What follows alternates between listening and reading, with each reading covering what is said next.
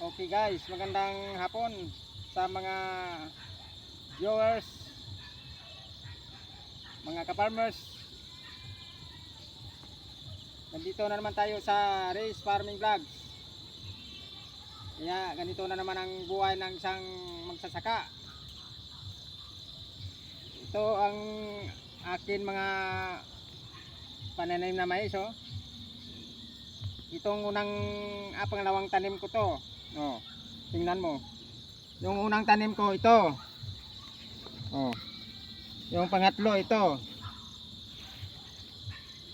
Tapos yung pangapat ito. Kasi ganito yung mga tanim ko, hindi sabay-sabay. Kasi mga tira-tira lang to ng mga nakakawala ng mga kambing sa baka. Tingnan mo yung mga ano niya. 3 pieces ko na to nilagyan ng pataba. Kaya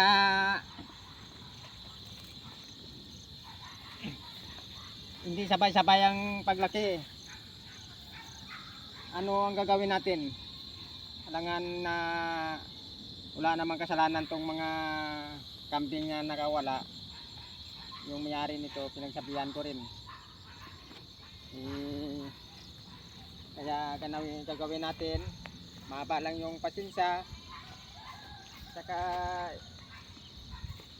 wala tayong magawa pag ganyan yung mayari. Pagsabihan mo. Kasi pag pinilit mo yan na ayaw nila, kaya sabihin mo na iiwas ka na lang para walang gulo. Tingnan mo ang luwag nito, siguro hindi ko naabutan itong mga kambing na kawala eh. Oh, dito kalbo na ito, wala nang ano, nalagyan ko na tong ng pataba eh. Siguro mga 5 kambing na wala dito eh. Oh, dito sa baba oh. Yung mani ko dito. Mani ko, tingnan mo.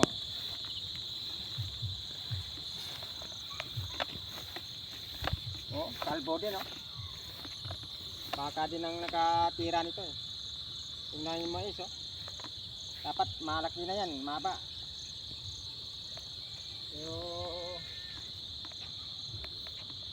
hindi na lumaki kasi kinakain ng ano eh, ng mga baka eh. Kaya tayo mga nagtatanim ng mga ano, gaya ng mani sa kamay. Hindi naman pwede na lasunin tong ano, yung mga baka at saka kambing.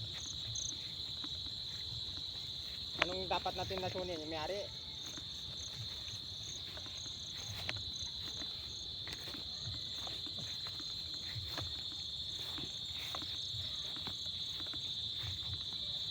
Tingnan mo, ganito na sana. Ito na yung ano, yung tanim ko. Malagko na sana oh.